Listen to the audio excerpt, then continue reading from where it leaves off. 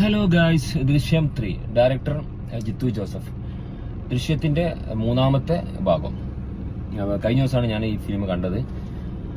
ആശീർവാദ് സിനിമാസിന്റെ ബാനറിലാണ് ആന്റണി പെരുമ്പാവൂരാണ് നിർമ്മിച്ചിരിക്കുന്നത്. ഈ ഫിലിമിനെ കുറിച്ച് പറയുകയാണെങ്കിൽ, ദൃശ്യത്തിന്റെ എല്ലാവർക്കും അറിയാലോ, ദൃശ്യം ഫിലിം എന്ന് പറഞ്ഞു കഴിഞ്ഞാൽ തന്നെ ആൾക്കാർ അടിച്ചു കയറും. ദൃശ്യം 1, 2, 3ാമത്തെ പടമാണ്. എന്താ പറയുക, വേൾഡ് റെക്കോർഡാണ്. ഈ പടം 100 കോടി കഴിഞ്ഞ്.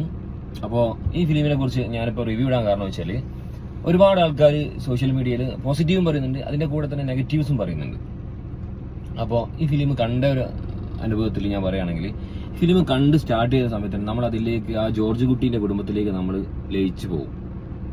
അത്രയും മനോഹരമായിട്ടാണ് എടുത്തിരിക്കുന്നത്. ഈ നെഗറ്റീവ്സ് പറയുന്നവരോട് എനിക്ക് പറയാനുള്ളത്, എടാ, ഇത് അതിൻ്റെ അകത്തുള്ള ഒരു സീൻ എന്തെങ്കിലും നിങ്ങൾ ഷോർട്ടായിട്ട്, അതുപോലത്തെ ഏതെങ്കിലും ഒരു സീൻ നിങ്ങൾ ഷോർട്ടായിട്ട് എടുത്തു കാണിക്കുക, എന്നിട്ട് വിമർശിക്കുക.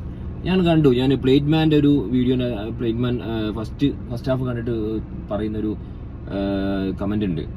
പറയുന്ന വീഡിയോൻ്റെ അകത്ത് ഒരു കമന്റ് താഴത്ത്, എന്ത് ഊളപ്പടം എന്നൊക്കെ പറഞ്ഞിട്ട് താഴത്ത് കമന്റ് ചെയ്യുന്നുണ്ട്. ഞാൻ പറയട്ടെ, ഈ ഫിലിം കണ്ട് സത്യം പറയുന്നത്, ഞാൻ ഇതിനകത്ത് കയറിയിട്ട് 2 മണിക്കൂർ 40 മിനിറ്റ് നമുക്കിത് പോകുന്ന അറിയില്ല. അത്രയും രോമാഞ്ചിഫിക്കേഷൻ, കിഡ്ലോസ്കി പടം, അതിനനുസരിച്ച് ട്വിസ്റ്റും ഉണ്ട്. അപ്പോൾ ജിത്തു ജോസഫിന്റെ ഡയറക്ഷനിൽ ദൃശ്യം 1, 2, 3 സൂപ്പറായിട്ട് ചെയ്തിട്ടുണ്ട്. കാരണം ജിത്തു ജോസഫ് എന്താണെന്ന് കാണിച്ചു കൊടുക്കുന്ന ഒരു ഫിലിം ഞാൻ പറയും. കാരണം ഇതിൻ്റെ അകത്തുള്ള ഡയലോഗ്സ്, സീന്, സിറ്റുവേഷന്, ഫ്രെയിം ഓരോന്ന് എടുത്തു വെച്ചിരിക്കുന്നുണ്ടല്ലോ, വേറെ ലെവൽ സാധനം. മ്യൂസിക് ഒന്നും പറയാൻ വേണ്ട, അസാധ്യ മ്യൂസിക്, ബാക്ക്ഗ്രൗണ്ട് മ്യൂസിക് ഒക്കെ അസാധ്യ മ്യൂസിക്.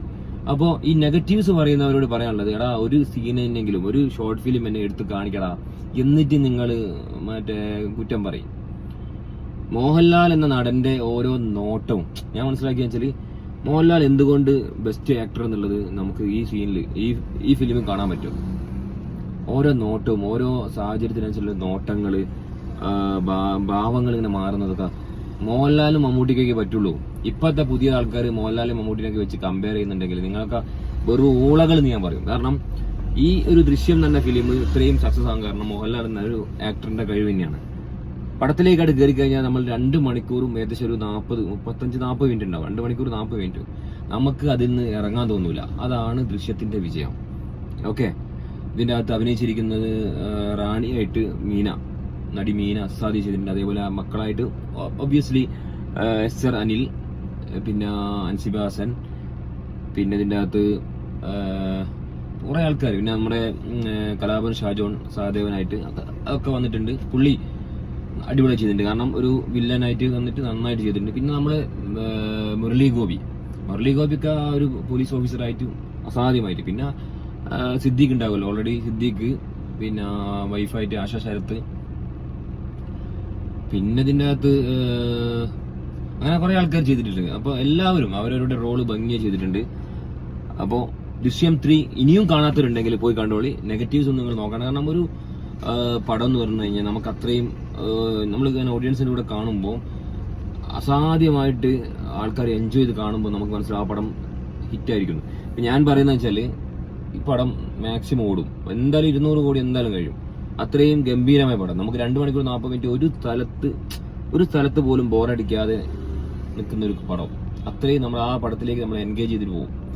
അത്രയും സൂപ്പർ പടമാണ്. കാരണം നെഗറ്റിവിറ്റി എന്തിനാണ് കൊണ്ടുവരുന്നത് എനിക്ക് മനസ്സിലാകുന്നില്ല. കാരണം ഇങ്ങനത്തെ ഒരു പടത്തിന്റെ, ഞാൻ ഒറ്റ സീന് പറയാം, അതുപോലത്തെ ഒരൊറ്റ സീന്, ഈ നെഗറ്റീവ് പറയുന്നവരോട് ഒറ്റ സീൻ നിങ്ങൾ ഉണ്ടാക്കി കാണിക്കും, എന്നിട്ട് കുറ്റം പറയാൻ വാ. ഇതൊക്കെ എന്നാല് ജിത്തു ജോസഫ് എന്ന് പറഞ്ഞാൽ ഒരു ലെജൻഡറി സംവിധായകനാണ്. അദ്ദേഹം തന്നെയാണ് തിരക്കഥയും ചെയ്തിരിക്കുന്നത്. ഇതൊന്നും സാധാരണക്കാരായ ആൾക്കാർക്കൊന്നും നടക്കുന്ന കാര്യമില്ല. അതൊരു എക്സ്ട്രാ ഓർഡിനറി ലെജൻഡുമാർക്ക് മാത്രമേ സാധിക്കുള്ളൂ. നമ്മുടെ ഇവനെ പോലെ മരിച്ചുപോയ നമ്മുടെ ഡയറക്ടർ ഇല്ലേ, പുള്ളിന്റെ പേരെന്തായാലും, മറ്റേ ഇതൊക്കെ ചെയ്തിരിക്കുന്ന, ജോക്കറൊക്കെ ചെയ്തിരിക്കുന്ന പുള്ളി ഉണ്ടല്ലോ, ലോഹിദാസിനെ പോലെയൊക്കെയുള്ള ഒരു കഴിവുള്ള ഒരു ഡയറക്ടറാണ് ജിത്തു ജോസഫ്. അപ്പം തിയേറ്ററിൽ പോയി തന്നെ എല്ലാവരും പടം കണ്ടോളി. നെഗറ്റീവ് നോക്കണ്ട, പടം മിന്നിച്ചിട്ടുണ്ട്. പ്രത്യേകിച്ച് മോഹൻലാൽ സൂപ്പർ ആക്കിയിട്ടുണ്ട്. ഓക്കെ.